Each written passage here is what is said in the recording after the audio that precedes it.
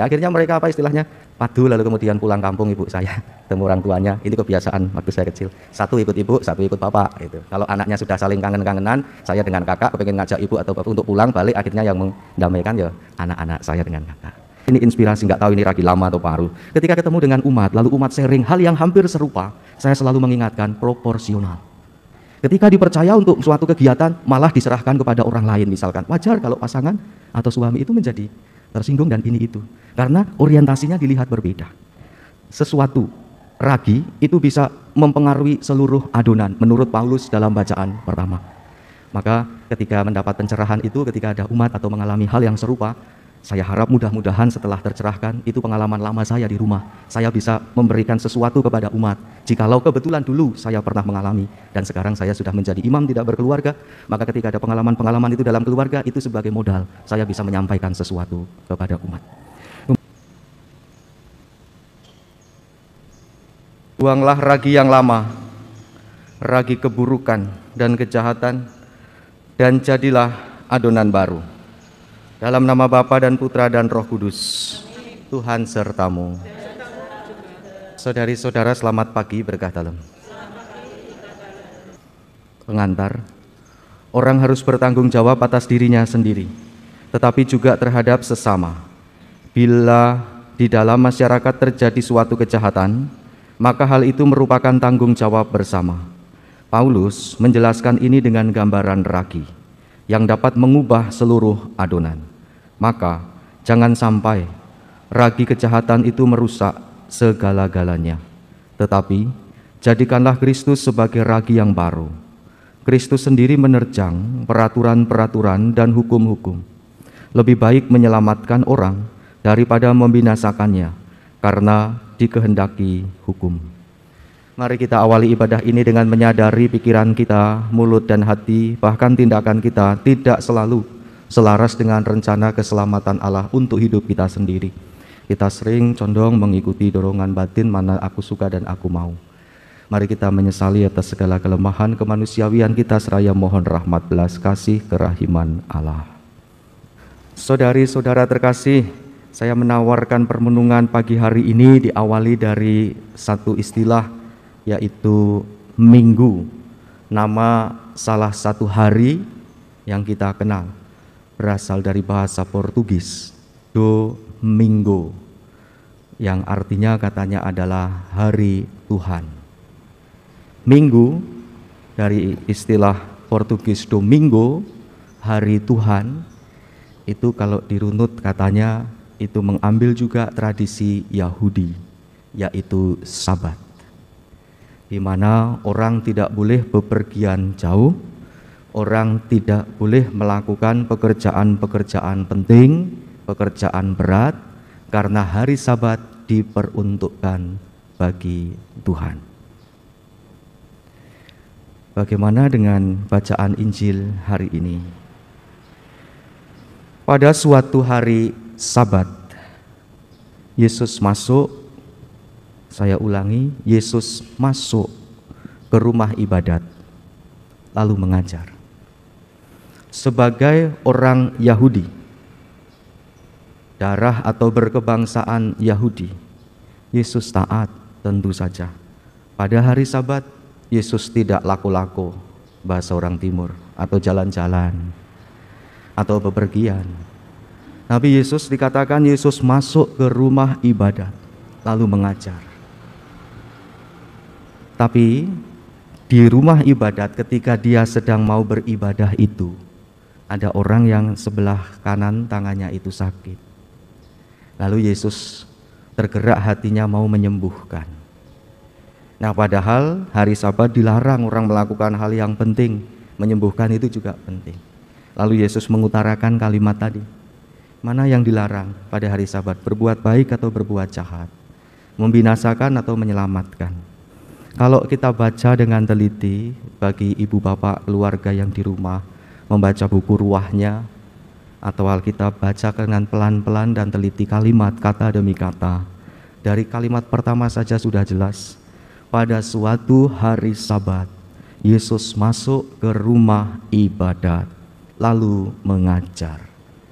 Yesus melaksanakan merintah sebagai orang Yahudi, konteks bangsanya itu.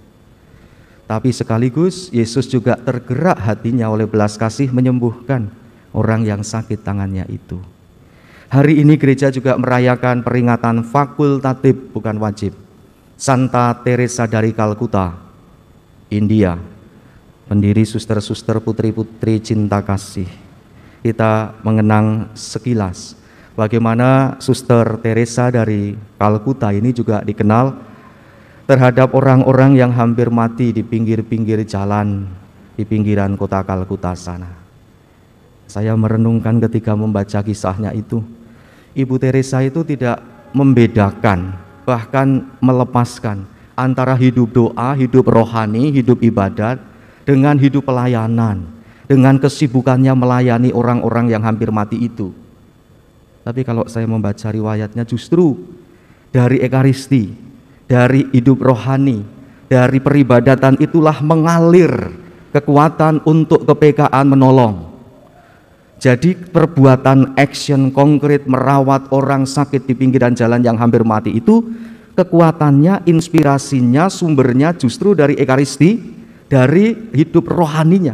Jadi tidak distinct, dipisahkan.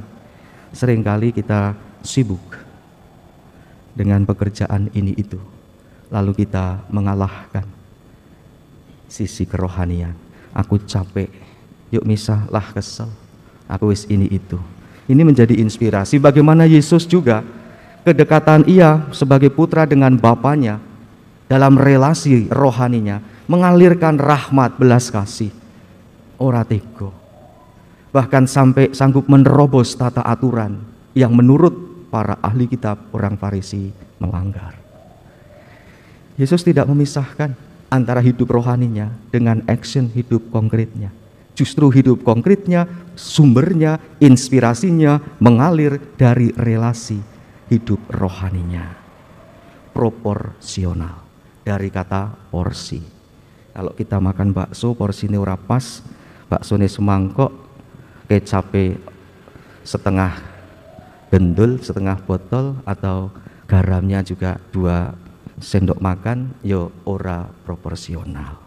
Rasanya juga merusak. Kata bacaan pertama, ragi yang lama, ragi yang baru. Ragi itu bisa merusak adonan, bisa mempengaruhi meskipun hanya kecil, hanya seberapa dari membuat kue. Tapi ragi itu sangat berpengaruh.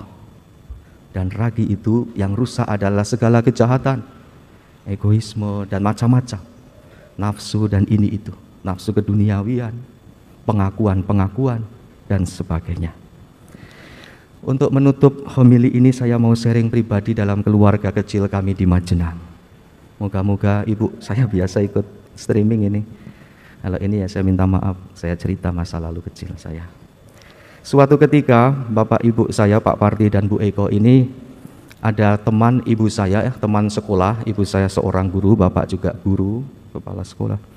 Ibu saya yang guru itu punya teman guru di sekolah, teman sekolah itu barang gawe wong Majenang. Dan ibu saya dipercaya untuk masak-masak. Waktu saya kecil, waktu itu adik saya belum lahir, kami masih berdua, kakak perempuan, saya laki-laki, kakak lebih besar. Saya mendengar keributan antara ibu dengan bapak, gara-gara ini. Gara-gara ibu dipercaya oleh temannya di sekolah untuk masak-masak. Padahal itu hari Sabtu. Hari Minggunya biasanya kami di Majenang misa itu hanya 2 kali, 2 minggu. Pastor dari Cilacap, Romo Karulus, Romo Yohanes, almarhum. Selain itu ibadat sabda. Itu pas misa, bukan hanya sekedar ibadat sabda. Jauh Majenang Cilacap, ketemu Romo itu hanya 2 minggu sekali.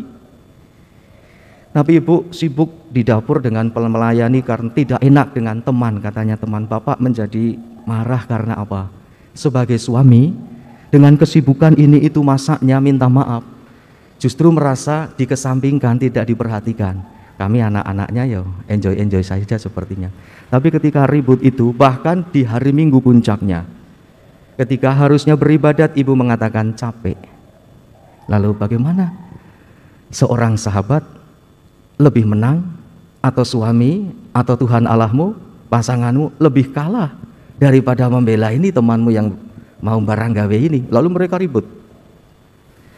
Ibu mengatakan tidak enak karena teman sekolah, teman lama, karena dipercaya ini itu, ada uang juga. Bapak mengatakan, berapa sih, apa saya kurang perhatian ini dan itu dan sebagainya. Dia merasa juga waktu perhatiannya tersita sebagai pasangan, hanya demi karena kalau betul itu teman dan sebagainya, mulai curiga ini itu. Lalu kemudian sebagai anak yang mendengar itu, mungkin kakak lebih dewasa karena sudah lepas dari SD, saya masih SD waktu itu. Sing bener sing ngendi, aku ya bingung. Ibu ya karena pertemanan ya bener, bapak ya bener iki sehari Minggu karena Romo juga jauh dari Cilacap. Ini juga sing bener sing ngendi. Akhirnya mereka apa istilahnya? Padu, lalu kemudian pulang kampung ibu saya ketemu orang tuanya. Ini kebiasaan waktu saya kecil. Satu ikut ibu, satu ikut bapak. Itu. Kalau anaknya sudah saling kangen-kangenan, saya dengan kakak kepengen ngajak ibu atau bapak untuk pulang balik, akhirnya yang mendamaikan ya anak-anak saya dengan kakak. Saudari-saudara, ini inspirasi, nggak tahu ini lagi lama atau baru. Ketika ketemu dengan umat, lalu umat sharing hal yang hampir serupa, saya selalu mengingatkan proporsional.